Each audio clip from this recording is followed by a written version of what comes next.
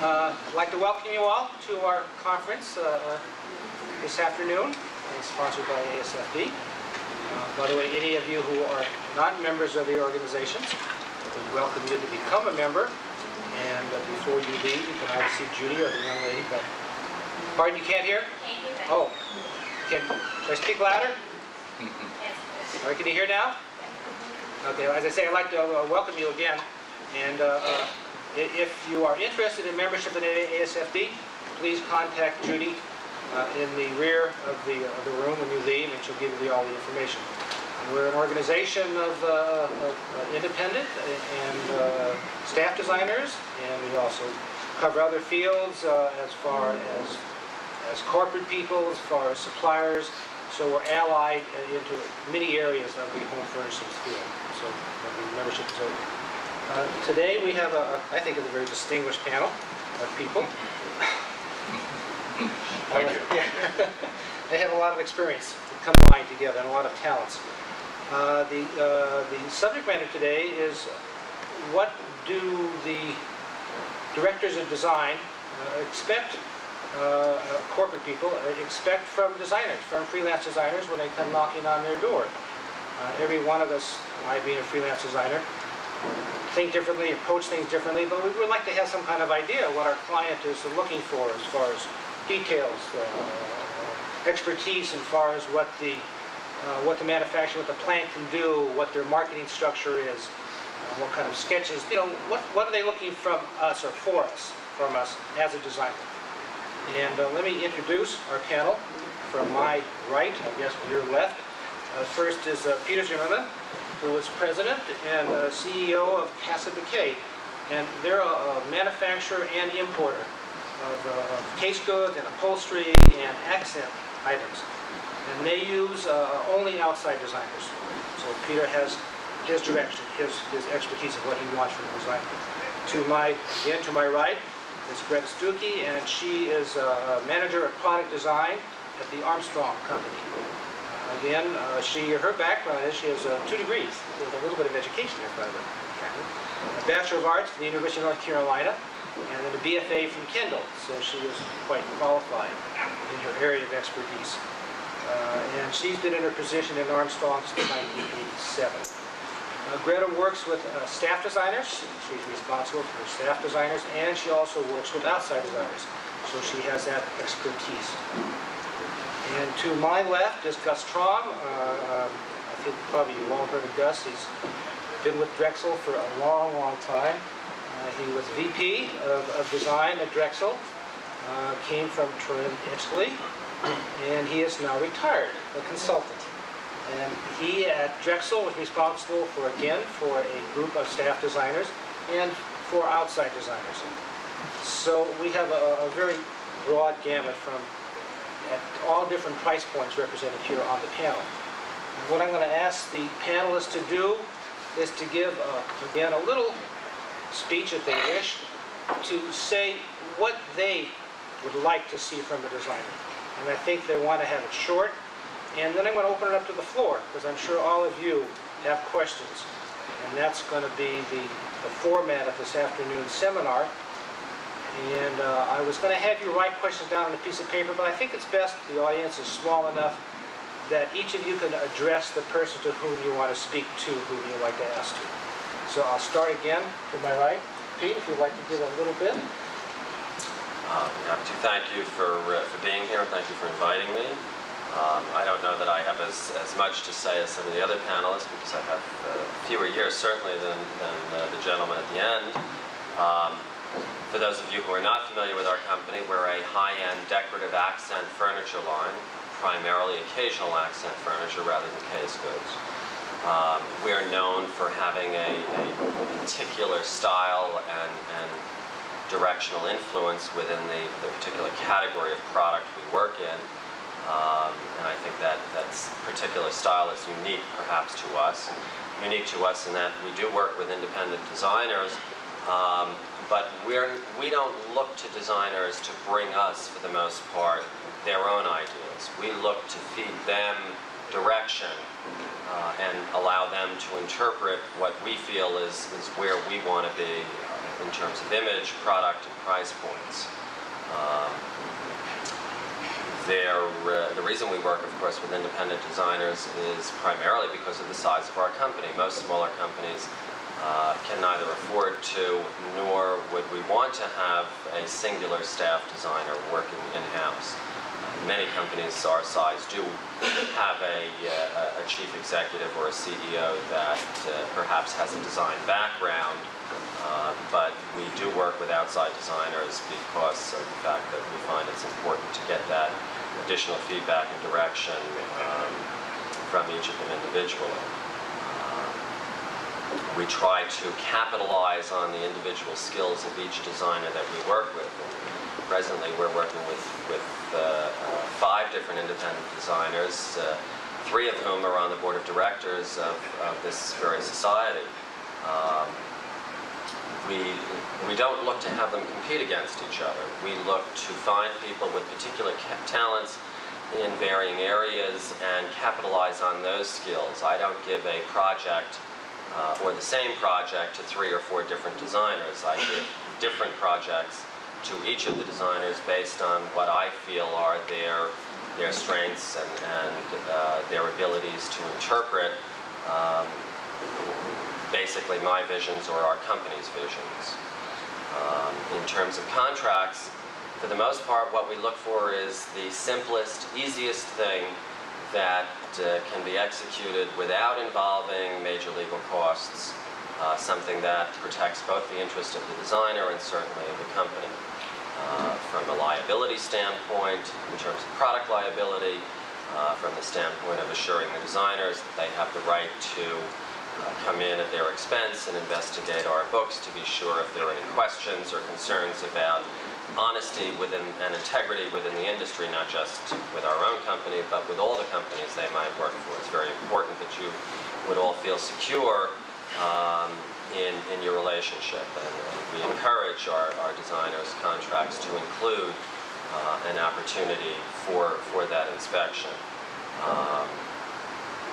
In terms of the nature of materials that we expect a designer to provide us with, we first feed them with specific direction, both in terms of the number of units we're looking for, period influences, materials we're looking to work with, and in many instances give them thumbnail sketches that would be generated in-house of the kinds of product or the feelings that we're looking for.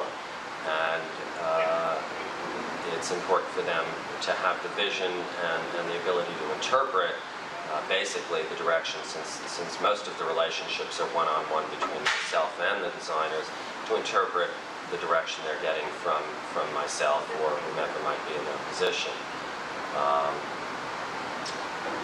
In terms of their knowledge of our market, I feel it's very important in working with a designer that each designer have the opportunity to visit the facilities in the event that the product we're working with is or the country of origin is outside of the United States, and something outside of our own manufacturing capabilities.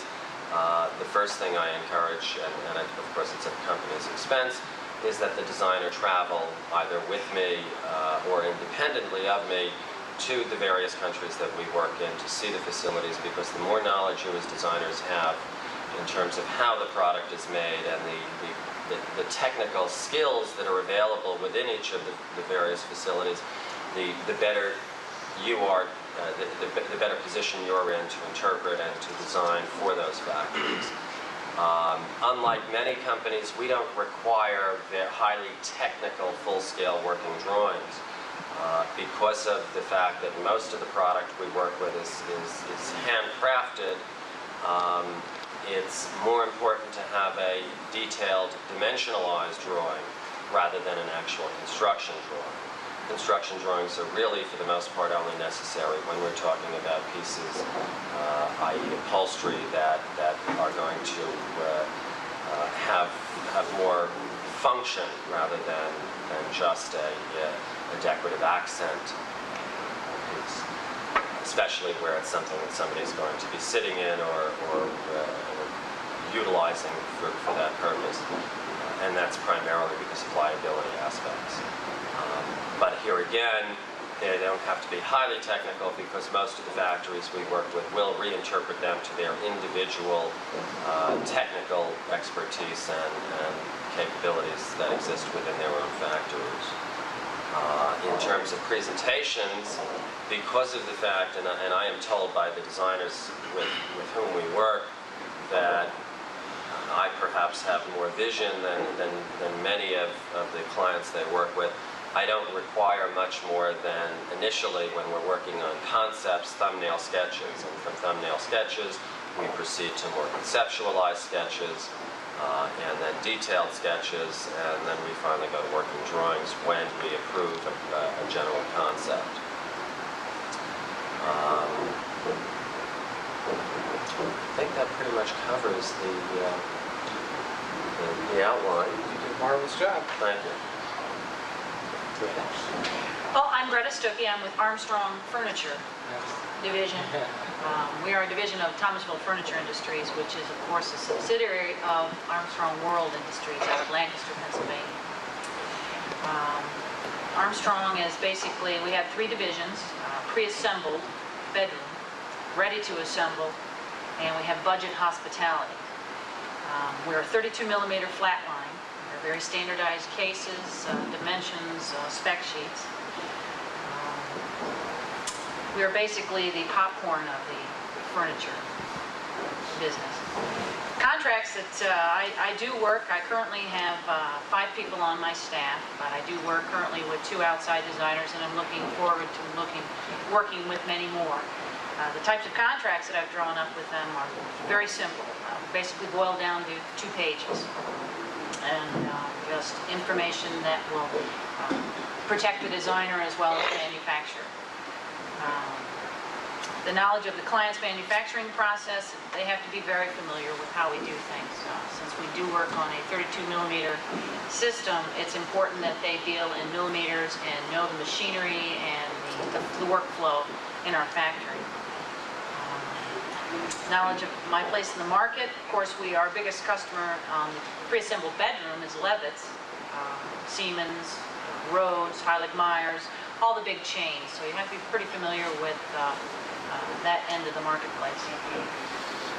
Types of details, I expect very thorough, very extensive details, construction drawing, and you can ask some questions later on some of the particulars that I need on my designs and on the details. And the type of sketch presentation I generally expect from the designer is, as Peter stated, you start with a thumbnail. And generally, we don't pick freelancers. They don't come into my office and go, "Gee, I have a great idea. Let's do this." We generally start with a specific idea. I usually pick, as Peter stated, the designer I feel is most suited for that category, and then we move forward. We travel and see and do a little research work, and then we go ahead and start with mock-ups and then go from there. So it's pretty much a team involvement. But when I do stand in front of a retailer, I like to have a very extensive presentation. So I'll need rendered sketches, I'll need perspective views, the important case pieces. If there's any function involved in the furniture, I'd like that to be displayed as well. It's basically a little bit shorter than Peter's, condensed. Yeah. Chris, do you want to add anything before we open the floor? I don't know. It's going to be difficult to add a great deal from what we've just heard. My experience is almost totally confined to a company called Directional Heritage. I was with the company for 35 years. And when it turned out to be 35 years in one day, I said, that's it, and I left 6 months ago. My experience, therefore, is confined to that product and that company. For those of you that may not know, the company is in the medium to towards the upper end of the product, a large variety of product. company employs some 5,000 employees on some 22 factories, most of them here in North Carolina. And as a design department director, I did supervise the staff, composed of 3, 4, sometimes 5 or 6 individuals. A number of them in the creative area, a number of them in the technical area, drafting and what have you. Right along with the staff, we did employ most constantly some freelance design help. 1 or 2 individuals or firms, sometimes even 3 or 4. It depends on the workload, depends on what the requirements are. Like Peter said, most of the time a decision is made internally as to what product the company is going to require, what are we going to need, and that is derived from consultation with the dealership out there. In other words, you go from the customer to the dealer, and the dealer comes to us, to the company, and it essentially is a give and take type of a proposition. So when it comes to dealing with designers, you pretty much know which way you want to go to begin with, as compared to asking the designer what do you suggest.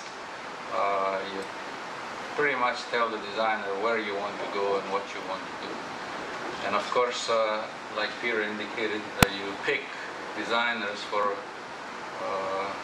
their strengths and their abilities, and you kind of head them in one direction and study with them and work with them. What type of work is required of designers? I particularly enjoy I call it the thumbnail sketch or the sketchbook, roughs. Those are more rewarding than the final sketches. But final sketches and detailed sketches are necessary as well. You need those. You start out with a rough idea, but you have to be able to bring it down to scale drawings and specific details. There are, as we well know, designers that can interpret an idea and make a real elaborate or fancy presentation or sketch, and may not know any of the technical ways to get there. And there are other designers that are more technically oriented and can do or think in terms of you can do this and put it together this way, and that's the way I suggest that you do. So you have both types of individuals. You can go all the way to one, all the way to the other. If the individual is an individual that can do a more elaborate or a better presentation without the technical portion, well, you utilize that talent to the best advantage. Give me a perfect watercolor and we'll interpret it in-house. We'll provide the technical area. So there's a give and take. There are some individuals, some of them are right here, that can do both. They can do develop a very good idea and provide a detailed technical drawing, technical detail. Well, that's desirable. Then you kind of hold on to, you have control of everything. If you can go from one end to the other, from a concept to a finished detail, and know exactly what you're suggesting as a designer, you have better control of what you're going to get. If you're knowledgeable with the materials, the woods, the finishes, and what have you, that's a plus for a designer, definitely. You can pass those on to your client as suggestions, and depending on who that client is, they may very well be able to utilize those ideas and retain your individuality. On the other hand, it can go the other way, that you only provide a spark, and it is totally torn up and changed by the time it gets to factories, and it has lost what you had in mind. But that's the way the business is. You have to go both ways. I'm not too good at carrying this on this way. I think I'd rather go on to the question and answers. You did a lot better than you told me you thought you could. No problem. The lights are something that I can't stand. I'll do fine if I go out there and talk one-on-one, but like this... You'll have a chance to talk one-on-one when he gives you the questions.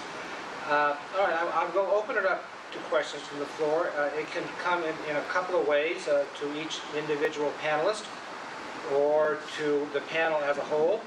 And in turn, the panelists can respond to a question if a question is directed to Peter and Greta or Gus want to respond to it. We'll let the panelists do it that way also.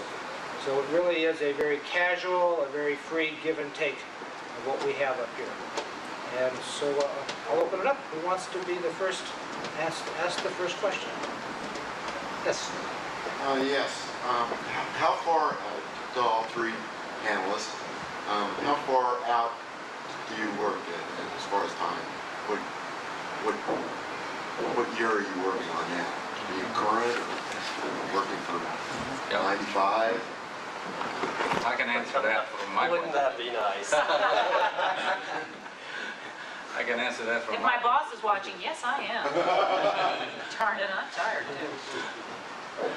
Well, it really depends on how much merchandise you need to bring out. If times are great and what have you, maybe you don't need to bring out as much merchandise as on another time. So I know at Directional Heritage, the average in the last 10 years or so has been something like roughly 200 designs per season, for 6 months. And if you have 4 or 5 individuals working on those 200 designs, you can accomplish that very well within that 6 months period. Some projects require a much longer time. Some projects require thinking and working on and researching, and so a year or sometimes 18 months or 2 years, that occurs.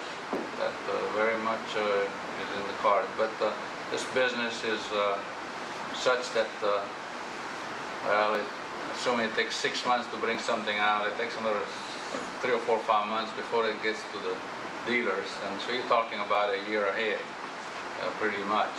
Whatever we talk about today will not see light in the store for a year from now. So you pretty much, in terms of designer, you have to think in terms of that 6 months in front of you. You got to do something. I don't know if your answer is different. No, please go ahead. We're in a very, very fickle industry.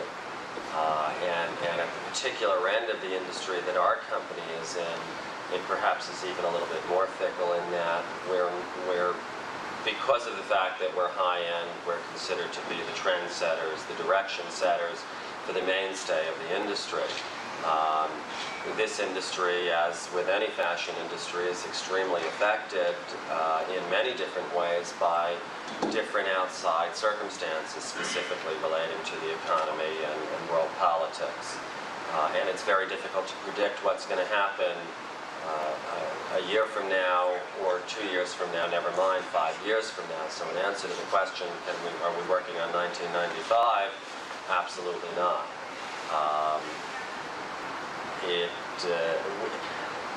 Specifically with occasional accent furniture, because of the trendiness of it at our end, it's very hard to work even a year in advance. We try to. If you're doing specifically period-oriented pieces and you're working in a traditional 18th century or Louis XV or the 16th market, then you can work as far in advance as you want because most of those are generics and interpretations of those. But when you're trying to interpret and predict trends, it's very difficult to do so even 6 months in advance, because you have to see what you've introduced at a particular market and where the strengths were, where the weaknesses were in terms of style and statement, before you can then determine where to go for the next 6 months. Additionally, even economically speaking, we don't know what kind of an economic picture this country is going to be in tomorrow, never mind 6 months from now. Traditionally speaking, and I'm not referring to period statements in design, I'm talking historically in terms of the furniture industry. The industry basically breaks down approximately 80% traditional and 20% contemporary during strong economic periods. As the economy weakens, the mix becomes more weighted towards the traditional and less towards the contemporary. So particularly at our end, we have to follow very closely with those economic trends. I am now looking very strongly towards the October market, assuming this recovery actually takes hold, to seeing a tremendous resurgence in contemporary, which was very strong in 84, 85, and 86 after we came out of the 82, 83 recession. Since the crash of 87, the influence and importance of contemporary design in our end of the industry, and I think across the board, has deteriorated substantially. So it's, again, very difficult to work very far in advance. Ideally speaking, we'd love to work much further in advance. Ideally speaking, and speaking for myself and the end of the industry we're in, most people in the smaller end of the smaller manufacturers, the importers, would prefer to see a singular market a year, because it would give us the opportunity to project more, to work more, to perfect what we're working on, and at the same time give the retailer the opportunity to get it on their floor and truly get a response from the consumer. Because it does take 4 to 5 months after a product is introduced before it really hits the retail floor, and by that point, the retailer is almost ready to come back to a market, not having had any idea of the kinds of responses they're going to get to that product. And therefore, they don't know what direction to go in themselves when it comes to buying. So it's a very difficult question to answer just overall in terms of where it's ideally suited. Well, for Armstrong Furniture, since we are promotionally based, that's kind of the lower end of the price points. We generally work 6 months in advance, and typically that's because at that end of the spectrum, it's very fast-paced, trends change. Promotional furniture is not trend-setting furniture. This is the fellow that sets the trends. It takes a couple of years to filter down to my level, pick up the ball and run with it. We might grow tired, and we'll pick up another trend that is filtered down to us. So it doesn't really do us any good to work too far in advance, because it is pretty fast-paced. Things change.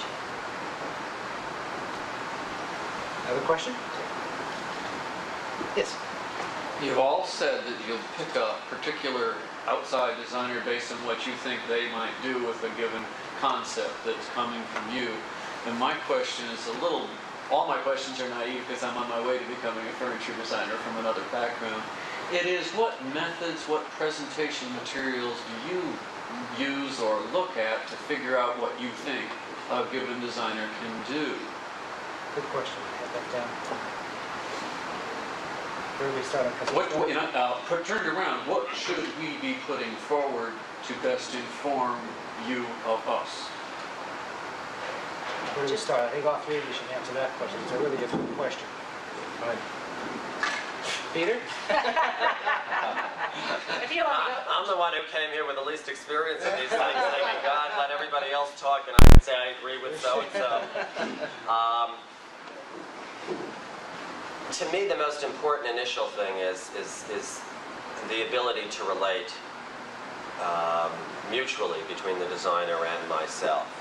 If there isn't a personal relationship that can be developed, and a personal understanding, and that actually is the primary important thing initially. there are plenty of talented people out there, but if we can't relate to each other as individuals, then we will never be successful working together.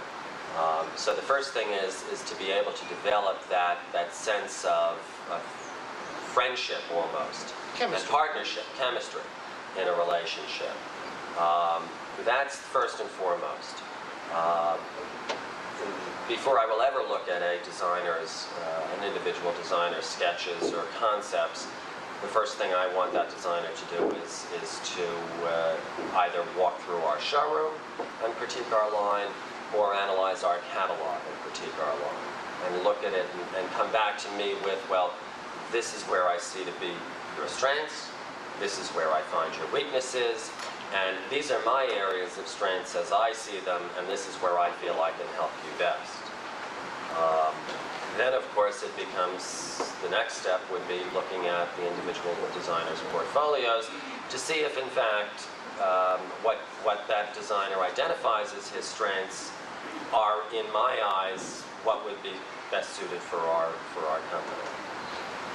And our company requires a lot of visionary talent.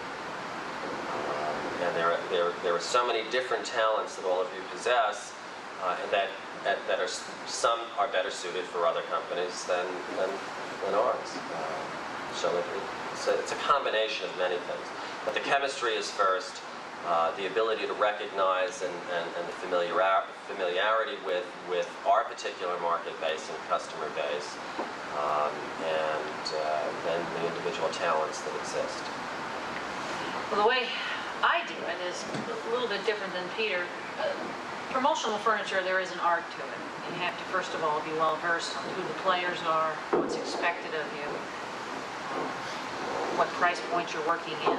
But basically, I have an open door policy. When I'm in, I'll see just about anybody that comes by my office. Don't think particularly high-end designers probably are not well suited to my category of goods, so generally they don't bother me, or don't bother to call on me. Market time, the door's always open. I'm always ready to see anybody who's got any sketches. Generally, if you bring sketches, a resume, give me a little background. Like Peter, take them through the showroom. What do you think? What do you think? What do we need? What do we lack? What do we have that you particularly like? What do we have that you particularly don't like? And how would you change it? And then we go from there. When you said sketches, you said before that you didn't necessarily want people to bring you ideas, you want to give them projects. I just like to take a look at their techniques, their rendering techniques, how they present presentation their boards. portfolio being, and sketches being, what they've done in the past, etc. And a lot of times you haven't bring details, and if you haven't learned a detail by now, you're certainly not going to learn in 15 minutes. That's usually not necessary. Unless you're a student, of course, and that's all you have. In line with his question, and you may have answered it partly, but, and forgive me if I'm wrong in interpreting what you said at the beginning of this, excuse me. I designed for, or with, the idea of a new concept in most cases, and it's worked very well over the years. And I'm sure there are many others here that could have the same capability. But I gather that this isn't the kind of thing for your particular way of doing things. Oh, gee, unless it's some radically, knowing you, Max, as I do, you do have some original concepts and some neat ideas. And as I said, my door is always open to that. And I'm talking about all price points, bottom to top. Sure. If there's something that's new and that's, just, wow, you've got to see this, sure. Love to take a look at it. You would. And a lot of times, designers become associated with marketing groups, and they get involved and get in the door that way. At Armstrong, of course, we have our own marketing staff, and we have our own brainstorming sessions on where the trends are going, where the markets are going. But when there's a wild card such as you and many others that come in with, you know, just some breathtaking, just some new ideas, you know, just some fresh air, so to speak. I like your analogy there, wild card.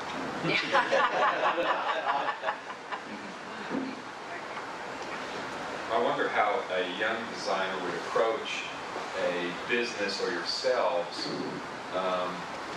We know you, but of the many other people out there, how would a young designer present himself? By a letter, by a, I'd like to meet you at market? What would be the manner of introducing yourself? Well, since I'm probably the most recent graduate, these two, the method I used worked pretty well. I just blanketed the industry with cover letters, told them I would be in town on a certain day, and I would be calling their secretary for an appointment on a set day at a certain hour. And the ones that weren't interested immediately shot back, thank you, but no thank you. But the ones that weren't, you know, I did not get the typical form letter. Called them, made appointments, you know, much as you would in any business situation. Made an appointment and met them, presented the resume and my portfolio, 6.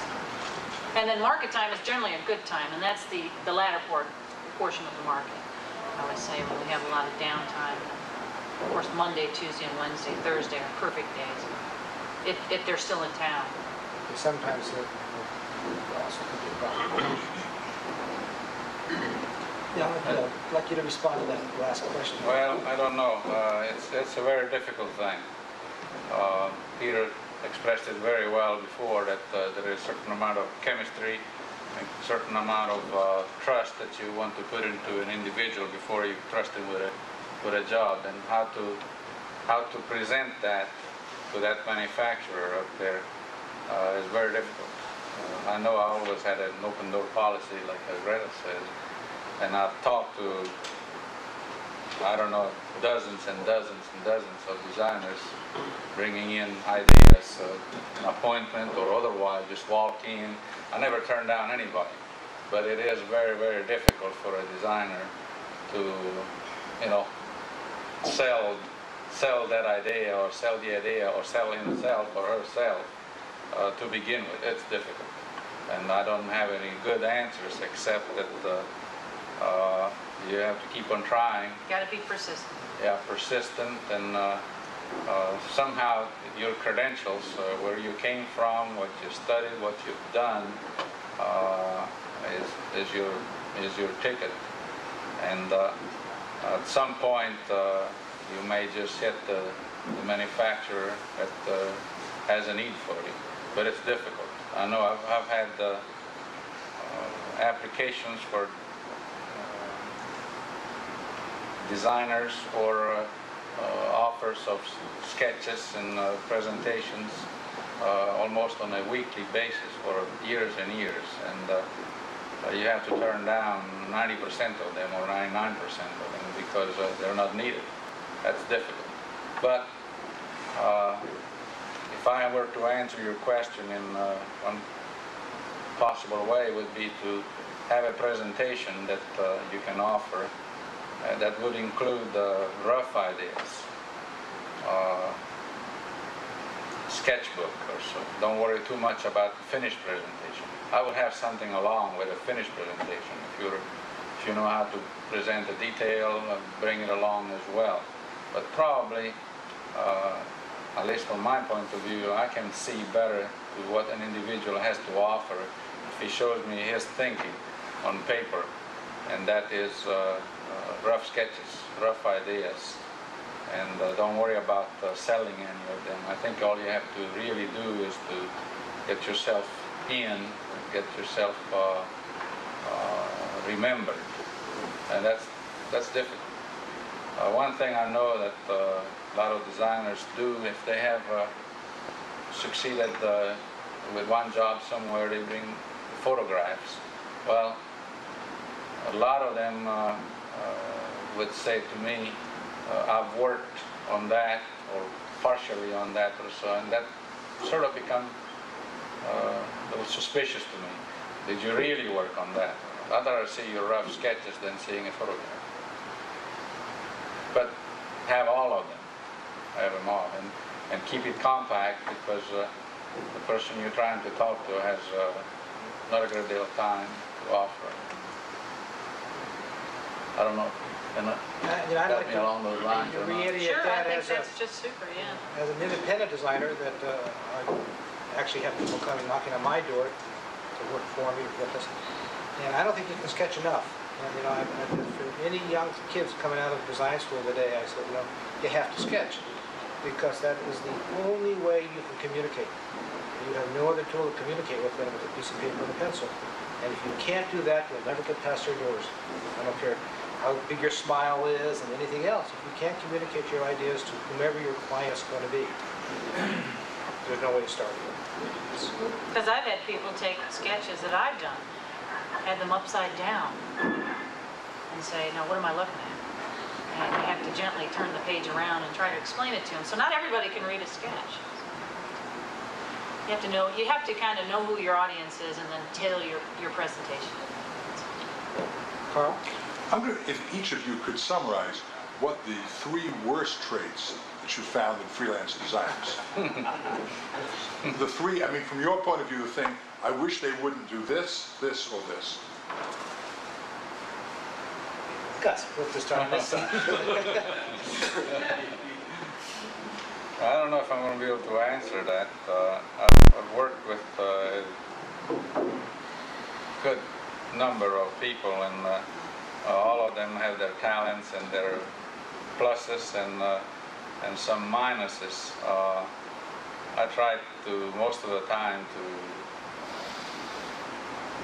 not to worry too much about the minuses, because if you hit a minus early on, as you were asking back there, that person is gone. You don't deal with that person anyway. There are negatives. I can only stress the positive. Be consistent, be on time, be fast, and the opposites are all the things that would be negatives. I wish they wouldn't do that. They tell me I'm going to have something Friday. Monday is all right, but don't come back 3 weeks later or something. That's bad. Probably one of the things that, especially a company like I was involved with,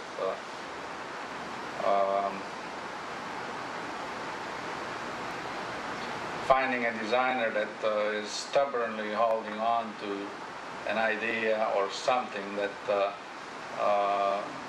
and we don't want to do it. We're not. That's not the way we want to go. And have an individual stubbornly pursuing something that is not our ticket. That would be undesirable. It's about a few things that I can think of. Maybe you all can help me. My experience with freelancers is basically in the last 2 years, and all that I've worked with, it's been a pleasant experience. But we establish the ground rules up front. Do what you say you're going to do when you say you're going to do it. You're going to be, if you say, as Gus alluded to, if you say I'm going to have that for you Friday and you show up the following Wednesday with it, it has a tendency to get me a little angry and a little irate. Give yourself enough time to do what you need to do, but just do it when you say you're going to do it. And be punctual. If I say, please come to the office at 1:30, be there at 1:30. And also, don't cling to your last tooth and nail to just your marvelous idea, because I don't care who you are, nothing's original anymore. And let's just go forward, and we'll make the changes that need to be made. And if you don't like it, then we can part company, and we'll find somebody who will. Just be easygoing, and gee, they're going to pay your tickets, so don't let them. The answer that I'm going to give to your question really relates a lot to the 2 previous questions that were asked, and I think they need to be addressed only because there's a tremendous difference between the nature of our company and the nature of the companies that my other panelists, co-panelists, work for. We're a much smaller company. We have a much more specific identity within the marketplace. And many designers, as well as retailers, feel they know who we are and what we are. Most people consider us to be a contemporary house. However, if you were to really walk through our showroom and analyze our catalog, you would find that we are not necessarily contemporary. To me, contemporary is hard edge, straight line, pure, clean contemporary. That's not what we are. We're the schmaltz, if you will. The Hollywood, the glitz that hits the floor, the dressing, the icing on the cake. So one of the worst things that I see with designers that approach us on a freelance basis is their insistence that they know who they are and what's right for us. We've been in business for 28 years because we seem to know and have been successful at determining what's right for us. It's great to look at new designs and new concepts, but not to be pushed into something that, well, this is contemporary, since you're contemporary, it's for you. There are so many times that I have designers who come in and make presentations to us of very hard line, straight edge, contemporary pieces that are wonderful, but they belong with a Bruton, with a Pace, not with a Casa Bouquet. So that's one very important thing. New concepts are great, and we always look to them, but we first have to fill the slots that we have so that we can satisfy the needs of the multitudes of customers that we have. And then we're always willing to experiment in certain areas where we feel there's a possibility or it's a wonderful new concept, and maybe it'll fit in, maybe it won't. Those are all the risks that we take. But the first thing you have to do is fill those very important slots and the things that you feel the strongest about, and you can take the risks. It's, for me, and for people in similar positions in the industry, people like myself wear many more hats than just design director. So during a market, it's very difficult to find the time to see independent designers. The primary purpose for being here, for us at this point, is to sell. And our time is needed on the floor, catering to not just the major customers, but even the small ones. There are questions that arise every minute of every day during the market that require management. And if we're tied up exclusively with designers looking at portfolios, then we're not there to satisfy the needs of our customers. I think to a certain extent it would be great if there was some way the association, the society could put together a mini market where you could bring together all of or many of the independent designers who are out there that can display their talents, where we can come in and canvas what's out there so that our time is not taken away during the market. Unlike my other panelists here who have the time and that's what they're specifically doing during market, I am not. And I find that to be the case with most of the people in our end, in comparable companies, whether it be high-end or low-end. We're CEOs, we're presidents, we're VPs of sales and marketing, whatever it might be. But we've got so many hats to wear, we just don't have the time to dedicate to the multitudes of designers that approach us on a daily basis. And the other thing I think that would be helpful if the only time you can be here is during a market, would be to be here towards the end of a market rather than the first 5 days, because those certainly are the most heavily traffic days.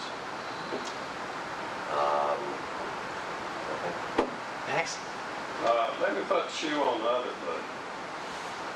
You can be our representative because you're a furniture designer. Okay. What are the 3 worst things we can expect from manufacturers in the business? Let me think on that for a moment. I would think I could probably answer that. communications. Picking up that phone and not getting a phone call back.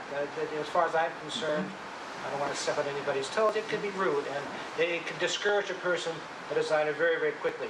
you know, they're looking for communications and chemistry with us. We're looking for the same thing. If we can't have the chemistry with whom we're working for, it's not going to work either. So that chemistry, needless to say, is a two-way street. So that's number one.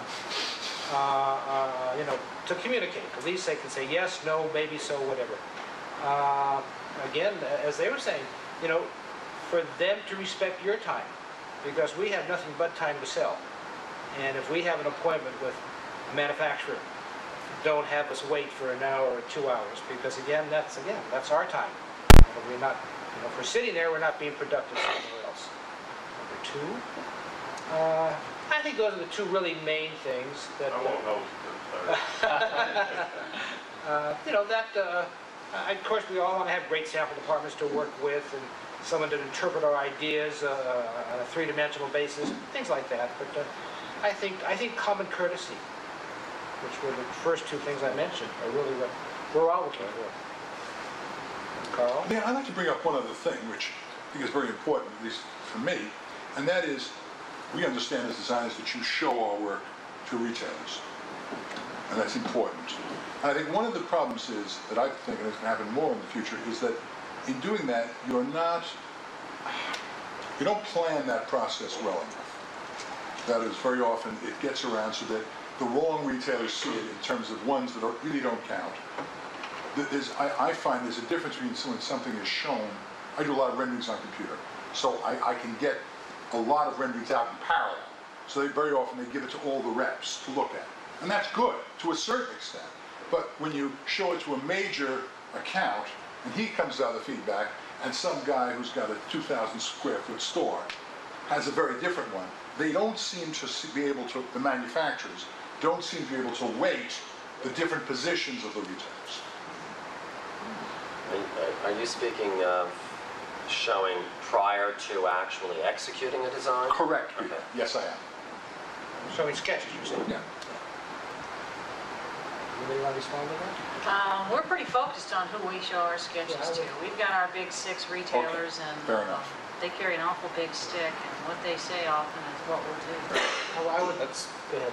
oh, go ahead. No, go ahead. No, the only thing I was going to say that some of it is done, it's political as compared to actually getting real feedback sometimes.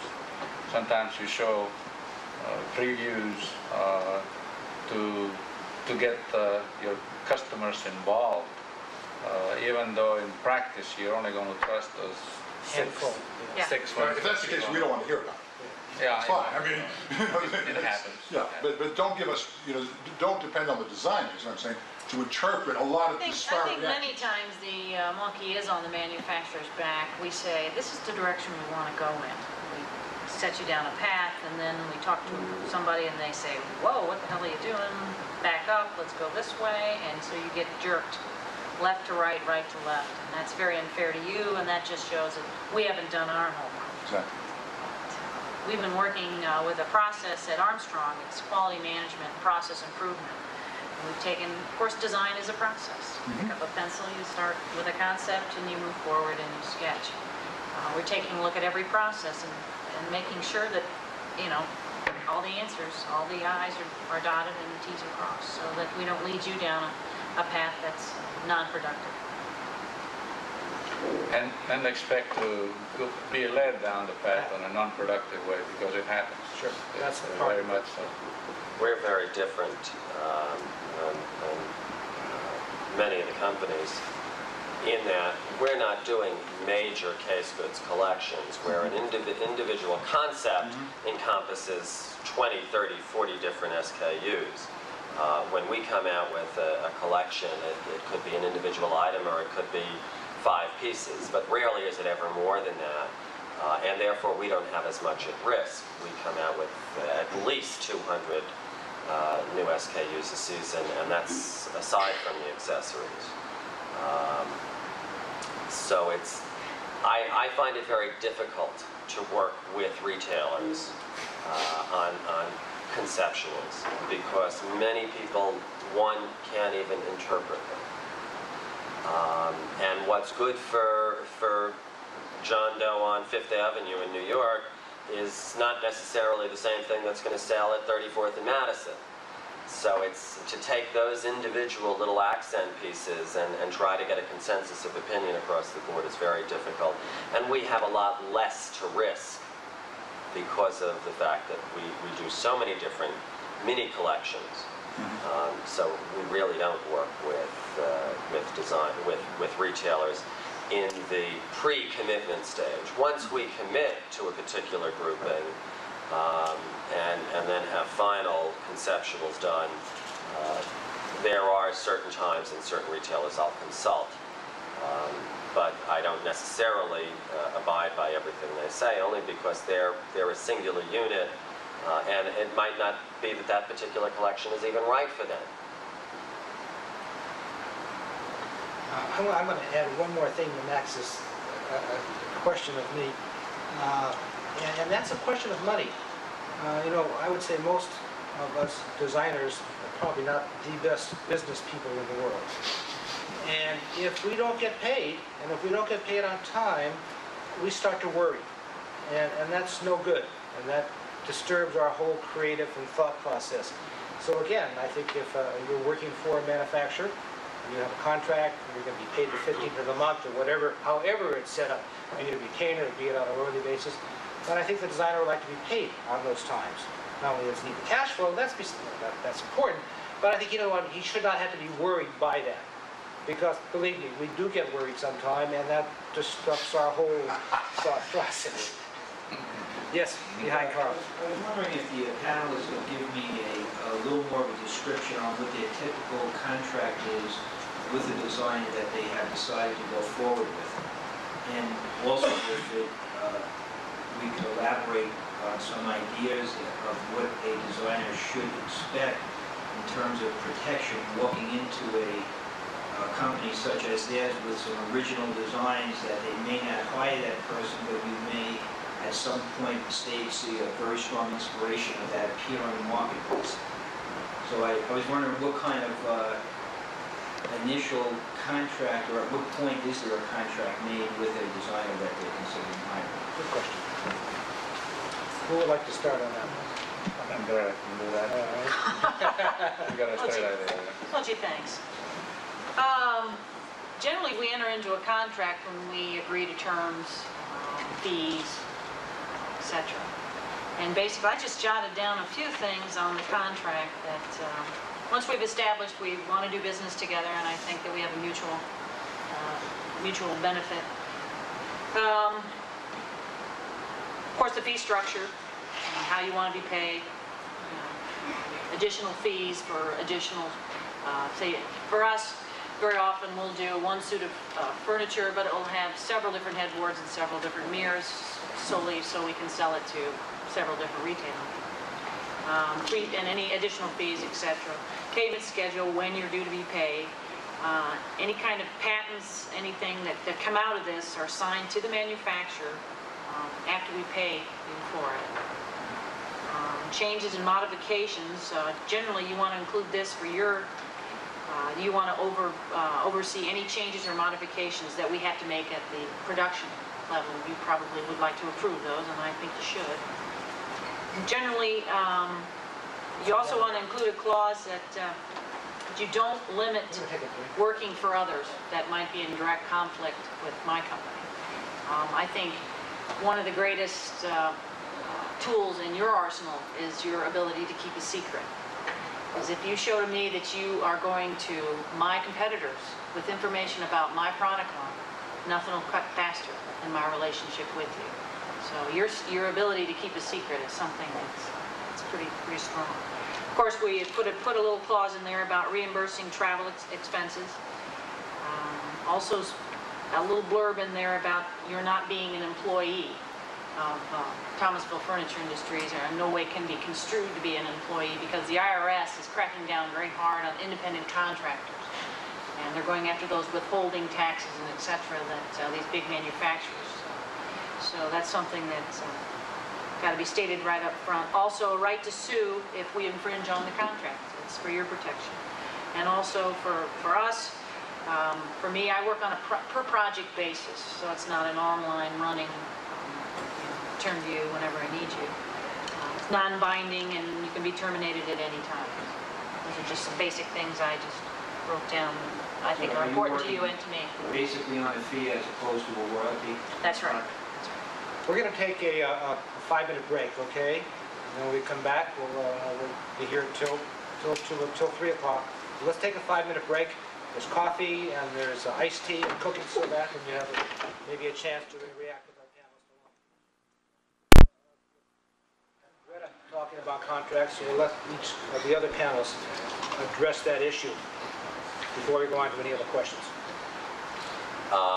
We, of course, work exclusively with outside designers, so we have contracts on a regular basis. Contracts for us are not limited to a particular project, although there have been certain instances where we have issued contracts for just a project. But generally, we look for a time frame, a period with which we as a manufacturer and the designer can develop that relationship, and it generally takes a good year to 2 years. So the first thing in any contract we have is that they generally run for a period of at least 1 year to as many as 2.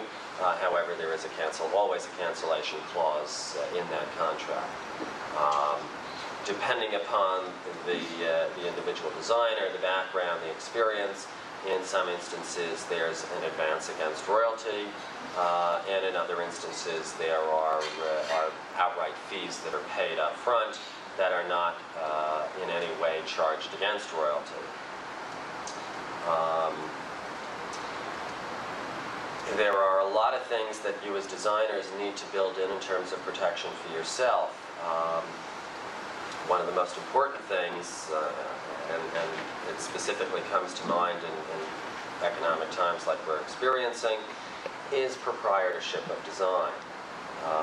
Since you are the ones who for the most part, conceptualize or interpret and do the work to create these designs, in the event that a company should become insolvent, should be sold, should be liquidated for any reason, those rights of those designs should return to you. You will find in many instances that when you don't have that protection, that if a company is sold, those designs are carried on to the new company, and you lose any protection you might have for royalties. So that's very important. Travel expenses, or any expenses incurred in the design process at the specific request of the manufacturer, is something that all of you would be entitled to reimbursement on. And again, it's important that you understand that it's those expenses that are requested, or those functions that are requested by us, not things that arbitrarily one would do on their own and say, well, I went out and I did this research and I had to take this trip to so-and-so to find out about this product. If we don't ask for it, we don't feel we have an obligation to pay for it.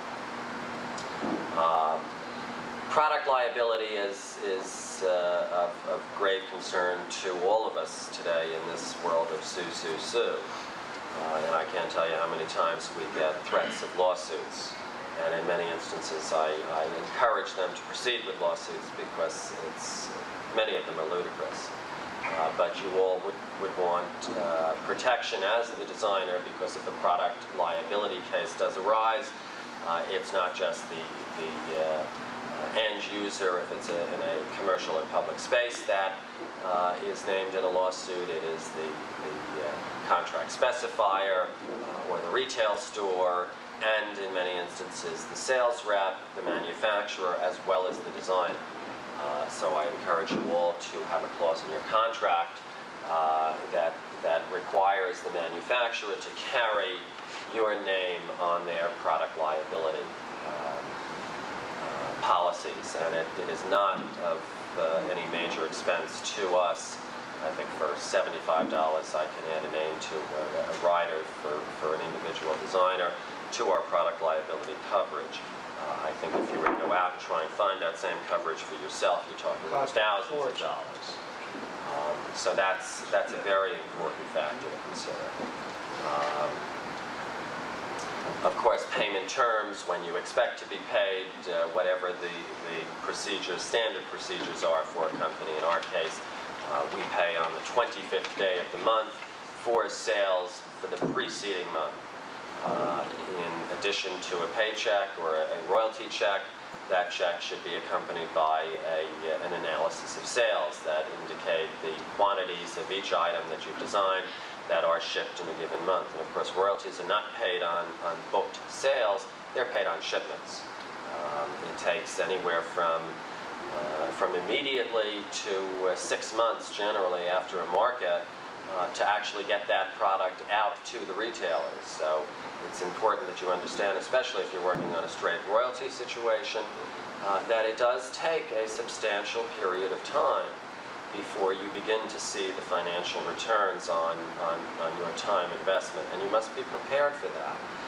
I have many designers who work for us for as many as 3 markets before they really begin to see a substantial return, and the frustration sets in very quickly. You've got months and months of work, 6 months of work that go into developing a product line before the first product hits the wholesale showroom floor at a market. And then you've got another 6 months before it gets to the retail floor. And as much as 6 months after that before the repeat business begins to really be generated. So you must have patience, but you must also understand and have it specified in your contracts when you're going to be paid. The nature of the drawings that are required, and whether or not you are to be reimbursed. In some instances where highly technical working drawings are required, I recognize that those drawings require much more time to do than a dimensionalized working drawing of a cocktail table. And therefore I do allow in our contracts in certain instances for a certain amount of reimbursement for technical working drawings that are requested by us. And that might be something, depending upon the nature of the product that you're involved with designing, that you need to discuss with the individual manufacturers.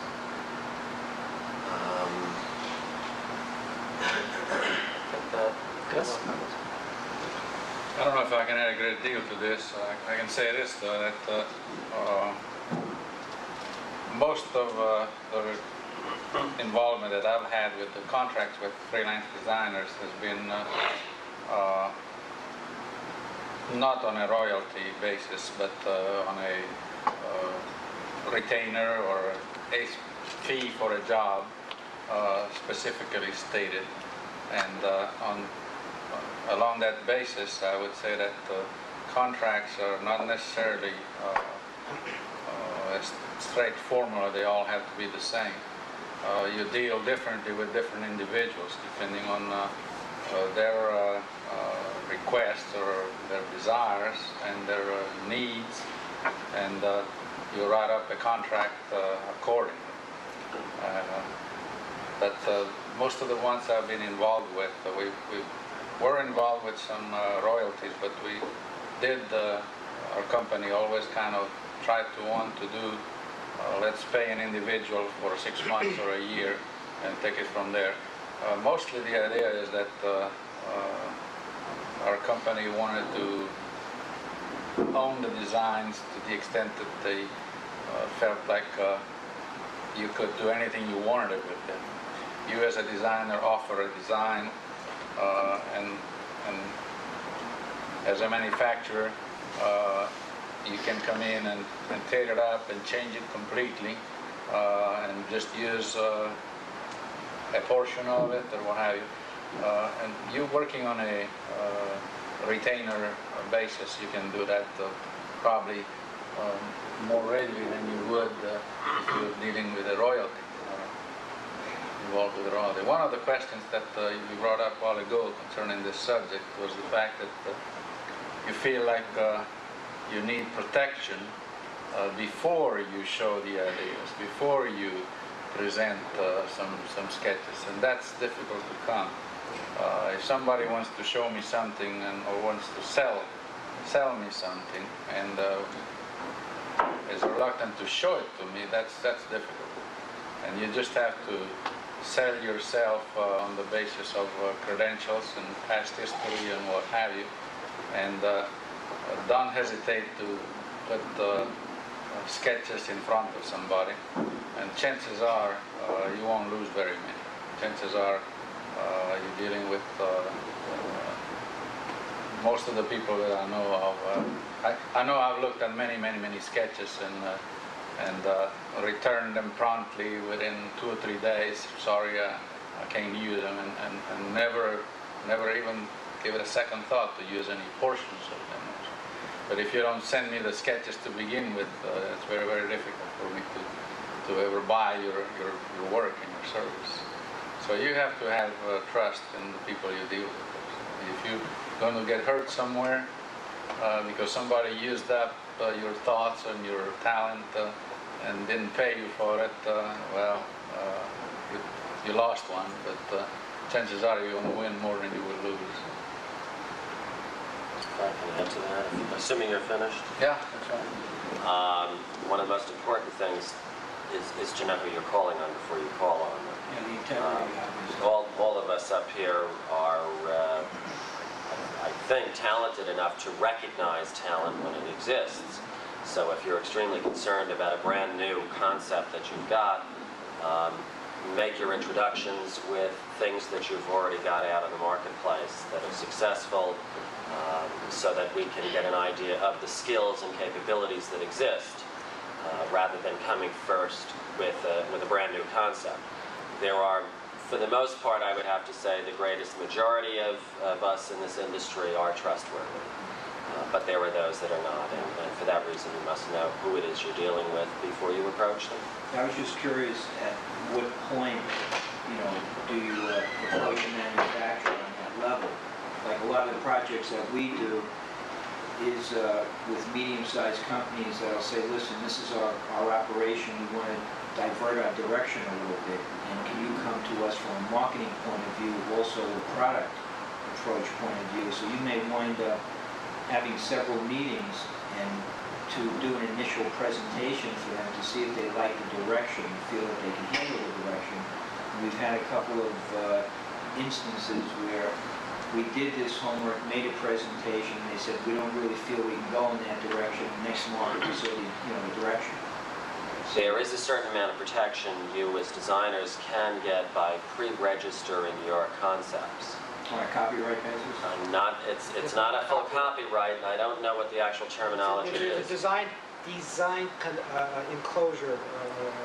Correct. Non-disclosure. Non-disclosure. Yeah, thank you, Ardo. A non-disclosure contract that you can. I mean, if you really feel uncomfortable with the person you're presenting these ideas to, you could have a non-disclosure statement written up, and they'd have to sign it before you even open up your briefcase. However, there is, aside from a non-disclosure and before that process, similar to registering for a copyright or a patent on a particular design, and I don't know the legal term for it, but there is a way of applying for or registering a particular design concept as if you were registering for it or applying for a copyright that would protect you. Because it's dated and it's filed in Washington, D.C., and if you've presented it and 6 months later it's been copied by the same company that you've presented it to, at least you've got a record of the fact that it was registered with Washington, D.C., or whomever it is, and I think there's a nominal fee of between $15 and $25 per design for that registration, and it allows you a 2-year period.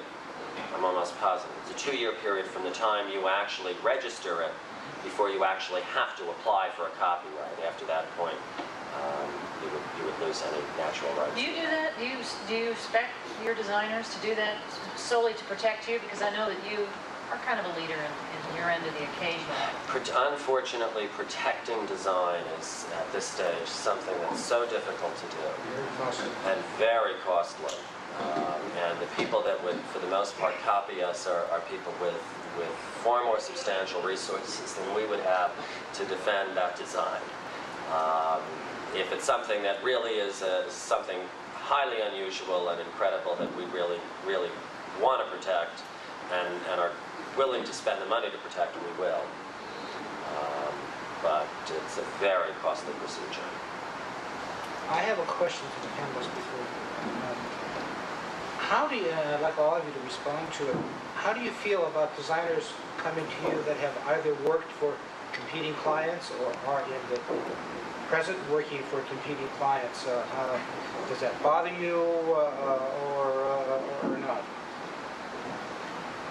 I probably would say that you're more likely not to deal with that designer if there is a real competitive conflict or competition out there. I think you probably would be inclined to say, well, I got enough talent out there that I don't need you. You go elsewhere. But on the other hand, you may want to pursue that. You may want to get some blood in that direction. You may want to do it. But, it really depends on what day of the week it is. What you got to do.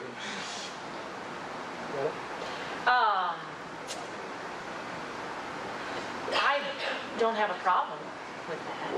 Generally, they don't call on me because we're not known for paying exorbitant royalties. And designers in the promotional category that have hit it big are pretty well closely tied to manufacturers, and they generally don't venture out.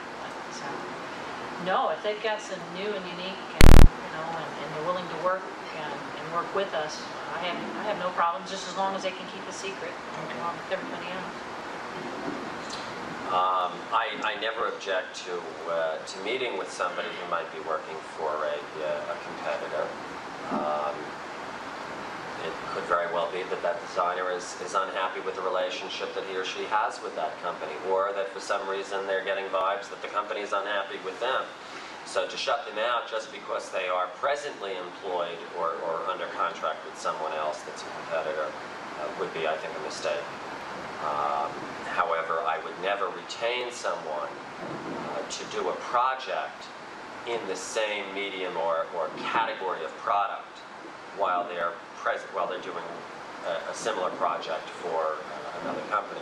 We work in so many different areas, in tables, in upholstery, in mirrors, in accessories, that it might very well be, and it is a fact, that many of our designers work for competitive companies, but only competitive in certain categories of product that we carry. So we would use their talents if they're designing for a Dolby cashier, who's an accessory house primarily, and a competitor of ours in accessories. We might not use them. We would not use them for accessories, but we would use them perhaps for furniture if we felt they had the talent in that area. More questions? Yes? What is a typical royalty rate that you pay on a design? And what is a typical advance against earned royalties that you pay?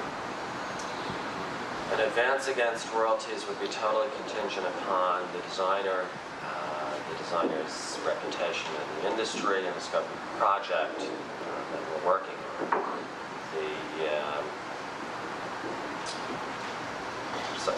The royalty. Royalty is generally in our end of the industry is a flat 5% across the board. There are some designers, especially name designers, whose names are attached to the product under licensing programs, which do call for a higher royalty and minimum guarantees. But for the most part, it's a flat 5%. Is that on wholesale price? On net selling price after discounts and allowances. Okay, so less discount. What about the returns are taken back off? Oh, yes. Return to the Yes, manufacturer. absolutely. Is that, excuse me, I'm sorry. Go ahead, finish. I just. And also, what if something isn't taken to market? If it's all of a sudden gets killed. That's a risk that we all take. We are investing in sampling product and developing it. You're investing in the time that you put into it and conceptualizing it, the working drawings, and it becomes a mutual risk to all of us.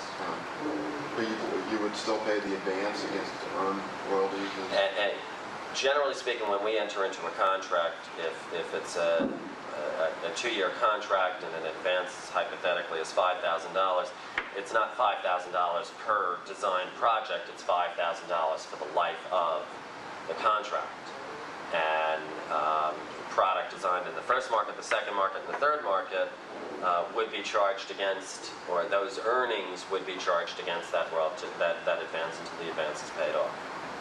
And generally, we would work it off over a period of time. In other words, if the first royalty check is $5,000 and the advance was $5,000, it wouldn't be a complete wash. In many instances, the contract specifies that X percent will be deducted from each subsequent royalty check until such time as the advance is paid off. I don't know about y'all, but I'm going to work for Peter.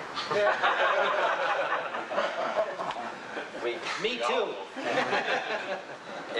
If you can't make a buck, then you can't be happy with us. It's not a mutually beneficial relationship, and these relationships have to be both ways. They can't work one-sided. Are royalty rates ever discounted, either unilaterally or by some understanding with the designer? In other words, maybe a lot of product has to be sold off. How is that handled, or is it, since it is a percentage? The percentage is based on net selling price after allowances for discounts, sales promotions, defective merchandise. So if in month 1 we ship $3,000 worth of merchandise against 20 different styles, or $3,000 would be the royalty payment against 20 different styles of product that you design that we ship, and in month 3 the complaint comes in from the customer on one of those items that it was a $1,000 wholesale, that we had a problem with it and they have to return it. Once that credit was issued on the subsequent royalty check, that will be reflected and your royalty percentage would come back out.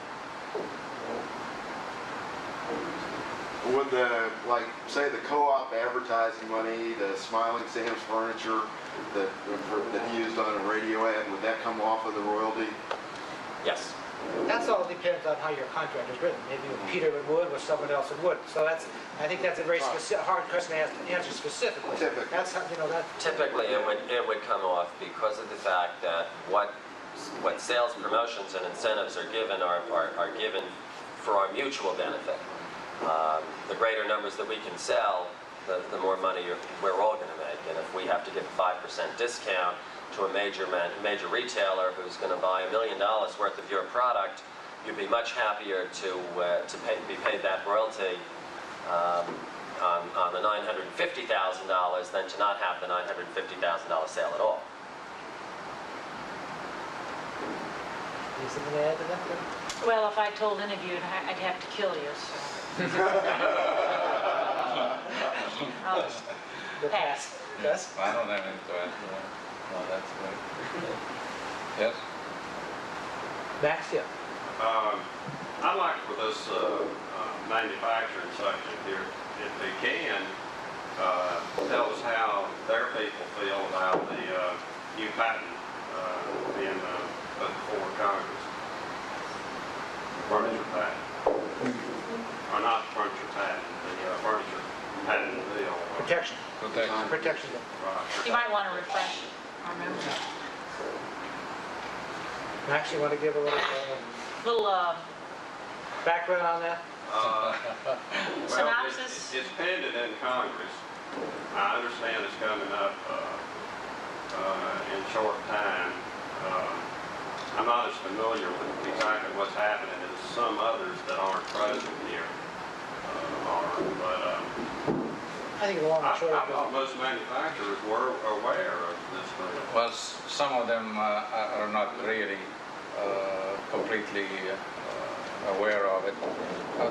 The only thing I can tell you about it that whenever the subject comes up, say, well, that sounds great, and at least for where I was, They do have a positive feeling. yeah, a positive feeling about it. As far as participating in it actively and doing a lot for it, that hasn't really been a need. That has really come up. The protection that is requested it not only for the designers, but for the product. That's what you're Yes. talking about, product protectors. Yes. Well, you're in favor of it, the companies are in favor. Most of the people I've talked to are very much in favor of it. As far as expecting an awful lot from it, that's the kind of a wait and see attitude. Do you know if they are acting in the sense of? I'm not aware of our company anyway being very actively promoting this. Or the association? But being in favor of it, by all means, absolutely. Yes. Your companies, do they pursue possible instances of infringement against their rights aggressively? If you talk about design, Right. I can't recall of great activities along those lines. I know some of it has occurred, some of it has been done, but as far as my company been involved, if somebody copies us, there's very little we can do about it, and we live with it. We're supposedly going to move forward anyway. If we lose something back here, we lose it. Then I think we don't move oftentimes those who will copy your designs will do so in a lower price point. It's not And, gonna imitation is the sincerest form of flattery. In our case, since we are kind of a lower spectrum of, we've been accused several times of reinterpreting, saying Henry Don or a Drexel or even a Thomasville, and that's neither here nor there. But we had one of our best-selling suits was knocked off by an even lower case good manufacturer, and it didn't really hurt us because we had the relationship with a lot of retailers, and we can do a lot of things that this other manufacturer couldn't possibly hope to do. And so it generally doesn't bother us. And we are who we are, and our retailers know who we are and do business with us because of the relationship and all the services that we can provide. It's a good bill, and I hope it passes. Okay, I'd like to add one thing, or comment on one thing that I was very pleased to hear from all three of our panelists. I don't think it happens throughout the whole industry, and then each one of them in their introductions said that they don't have what we in the industry call beauty contests. And I think that is that's one of the things that the designer hates the worst, and that's being competed against your colleague on the same project given by the same manufacturer. And I really respect all three of you for saying that. As I say, there are some manufacturers that will give the same assignment to 5 designers to go out and do it. Well, again, we have nothing else to sell but time, and it's bad. But thank you for supporting that. I might just add a comment to what you said, which is somewhat the opposite view. But I know at Drexel we did an awful lot of teamwork, inside designers with outside designers, as compared to trusting one individual. You do it all. We always have liked to involve more people, and therefore there is some overlapping and some, well, this looks better than that one, let's do this one. So it does occur, but you have to look at it from the manufacturer standpoint.